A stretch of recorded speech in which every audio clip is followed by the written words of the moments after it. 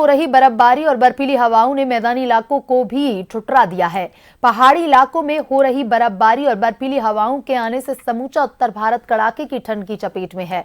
वहीं राजस्थान में एक बार फिर से मौसम ने करवट ली। राजस्थान में गुरुवार रात से सक्रिय हुए एक मजबूत पश्चिमी विक्षोभ के असर से फिर बारिश का दौर शुरू हुआ। प्रदेश की राजधानी जयपुर समेत कई जिलों में गुरुवार को बारिश का दौर चला। बारिश और ठंडी हवाओं के चलते तापमान में गिरावट दर्ज की गई।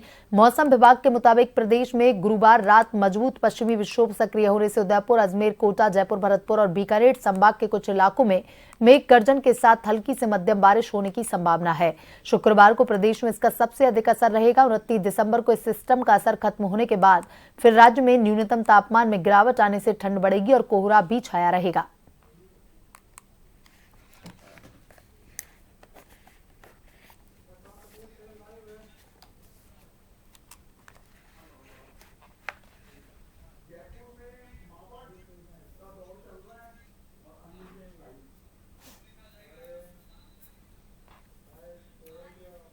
और मौसम की ज्यादा अपडेट देने के लिए हमारे संवाददाता अनिल सेन हमसे लाइव जुड़ चुके हैं।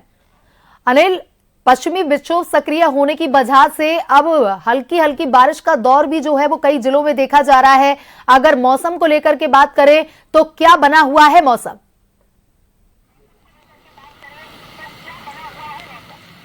देखिए, राजधानी जयपुर में अगर देखा जाए पश्चिमी विक्षोभ कल सक्रिय हुआ था और उसके बाद में मौसम विभाग ने भी अंदेशा जताया था कि राजस्थान के कई जिलों में इस विक्षोभ के असर से हल्की बारिश का दौर चलेगा और कहीं कहीं पर ओलावृष्टि के भी संकेत दिए गए थे। हमने देखा देर रात राजधानी जयपुर में अच्छी बारिश हुई थी। हालांकि सुबह होते होते बारिश का दौर जरूर थमा, लेकिन एक बार फिर से दोपहर होते होते दोपहर 12 बजे हम देख रहे हैं इस समय भी हल्की बारिश का जो दौर है वो यहाँ पर लगातार जारी है। और मौसम में इस बारिश के चलते विक्षोभ की बारिश, इसको मावठ भी कहा जाता है, इस मावठ की बारिश के चलते अब सर्दी का एहसास ज्यादा बढ़ गया है। एक जो ठिठुरन होती है सर्दी के अंदर, वो कहीं ना कहीं लोग अब महसूस यहाँ पर करते हुए देखे जा सकते हैं और इसका असर सीधे तौर पर यातायात पर भी देखा जा रहा है। चार दीवारी के अंदर जयपुर शहर में जाम की स्थिति वहां पर है और इस बारिश के चलते व्यवधान भी कुछ ज्यादा कहीं ना कहीं नजर आ रहा है। हमने देखा है सुबह से सूर्य देवता के दर्शन नहीं हुए हैं और उसके साथ साथ लगातार कोहरा जो है वो आसमान में यहाँ पर छाया हुआ है। और इस तस्वीर में मैं मेरे सहयोगी मनमोहन रेवसिया को भी कहूंगा कि एक तस्वीर जो है वो आसमान में बादलों की दिखाएं, क्योंकि लगातार जो बारिश का दौर है उससे अब मौसम कहीं ना कहीं बदलता हुआ नजर आ रहा है और इस बदलते मौसम का असर आम जनजीवन पर खासा नजर आ रहा है। हम देख रहे हैं जयपुर हो या जयपुर के साथ में तमाम दूसरे जो जिले हों वहां पर कई जगहों पर जिस तरह की खबरें आ रही हैं, हल्की बारिश का दौर है वो यहाँ पर जारी है और ये हल्की बारिश का दौर अगले 2 से 3 दिन तक जारी रहेगा, क्योंकि मौसम विभाग ने फिलहाल अंदेशा जताया है कि ये जो विक्षोभ का असर है वो लगभग 28 से 29 दिसंबर तक यहाँ पर रहने वाला है और ये विक्षोभ का असर जब तक रहेगा तब तक जो बारिश का दौर यहाँ पर है वो कहीं ना कहीं देखा जाएगा। और हल्की बारिश के दौर से, क्योंकि मावठ की जो बारिश होती है उस मावठ की बारिश के चलते कहीं ना कहीं सर्दी का एहसास ज्यादा होता है। अमूमन तौर पर नवंबर के स्टार्टिंग या नवंबर आखिरी में जो है इस तरह के मावठ की बारिश होती है जिससे सर्दी का एहसास या यूं कहा जाए मौसम में ठंडक घुल जाती है। इस बार हमने देखा दिसंबर 15 तक दोपहर की जो गर्मी थी वो झुलसाने वाली पड़ रही थी।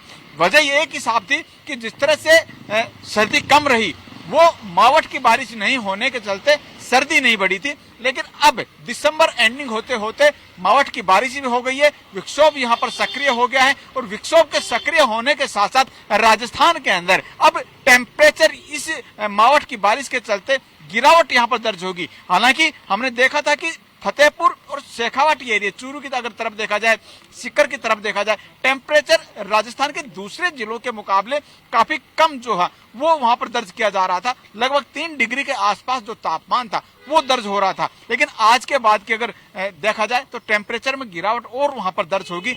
हवाओं का दौर अगर यहाँ पर चलता है तो कहीं ना कहीं शीत लहर जैसी स्थिति यहाँ पर बन सकती है। फिलहाल मौसम विभाग ने बीकानेर, अजमेर, जयपुर और शेखावाटी के कुछ जिले जो हैं उनको लेकर अलर्ट वहां पर जारी किया है और संभावना जताई है कि जो मावठ की बारिश है उससे ठंड का एहसास इन एरियाज में ज्यादा होने की संभावना जताई गई है। जी असर की अगर बात करें तो राजस्थान में कब तक इसका असर दिखने वाला है, और साथ ही मावठ की बारिश है किसानों के लिए कितनी फायदेमंद होगी, क्योंकि रबी की फसल है तो उसके लिए काफी वरदान साबित होती है मावठ की बारिश।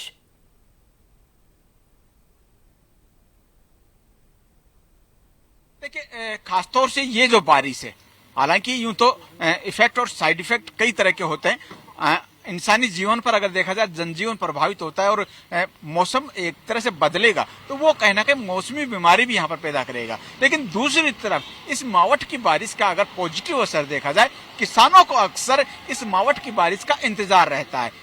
किसान उसकी जो फसल है उसके लिए इस तरह की बारिश जो है वो जीवनदायिनी, या यूं कहा जाए फसल को दोगुना करने वाली होती है। अमूमन तौर पर सिंचित क्षेत्र जो है वो राजस्थान में वैसे भी कम है, तो ऐसे में सिंचित एरिया तो ठीक है, लेकिन जहां पर पानी का सिंचाई का पानी कम है या फिर सिंचित एरिया कम है, उन एरियाज में रबी की फसल खासतौर से चना और सरसों जैसी जो फसलें हैं जो कम पानी की लागत से ही जो वो फसल वहां पर हो सकती हैं। तो ऐसे में उन फसलों के लिए राजस्थान के अंदर ये जो मावठ की बारिश है, और खासतौर से बारिश के साथ साथ हम देखेंगे कि अगले 4 से 5 दिन तक जिस तरह के ओस की बूंदें वहां पर गिरेंगी और उसके साथ साथ कोहरा छाया रहेगा, तो शुरुआती दौर है फसल के लिए। तो फिलहाल जो रबी की फसल है उसके लिए ये फायदेमंद कही जा सकती है। हालांकि अगर जब फसलों में फूल और फल आना शुरू हो जाएंगे उस दौरान अगर बारिश और ओलावृष्टि होती है तब कुछ नुकसान होने की संभावना यहाँ पर रहती है। लेकिन फिलहाल किसानों के चेहरे खिले हुए हैं, क्योंकि उनको फसलों के लिए ये पानी जो है काफी अच्छा काम करेगा, महत्वपूर्ण काम करेगा, और कहीं ना कहीं उनके फसलों को एक तरह से मजबूती देने वाला होगा। और उसी को देखते हुए किसानों भी इंतजार रहता है कि मावठ की जो बारिश है वो यहाँ पर कब होगी, और मावठ की बारिश हो चली है और इससे ठिठुरन जरूर बढ़ेगी, लेकिन किसानों के लिए, खेती के लिए, फसलों के लिए ये बारिश काफी अच्छी कही जा सकती है। जानकारी के लिए धन्यवाद।